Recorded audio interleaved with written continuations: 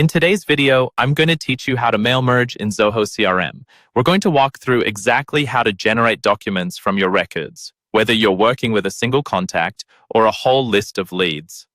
By the end, you'll know how to pull data from Zoho into a formatted document, and then choose whether you want to download it, email it, or send it out for signature.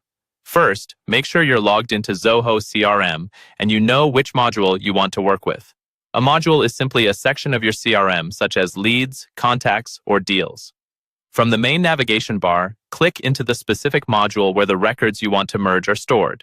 For example, if you want to generate letters for potential customers, you'll probably go into the Leads module.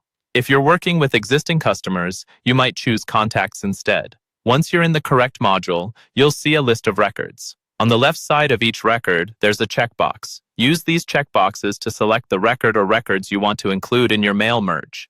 If you're just testing the process, start with a single record.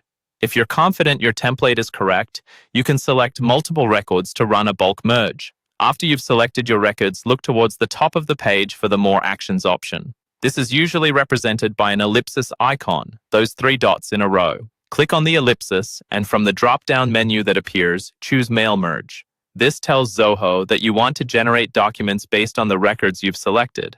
Next, Zoho will prompt you to select a template. Your template is the document layout that contains placeholders for your CRM data, such as name, company, or address. Choose the template that matches the type of document you want to create, like a proposal, letter, or agreement.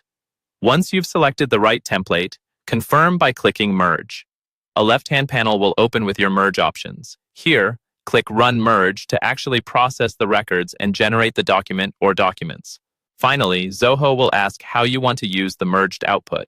You'll see options to download, email, or sign. Choose Download if you want a file saved to your computer, typically as a PDF or Word document. Choose Email if you want Zoho to send the merged document directly to the email address stored in each record.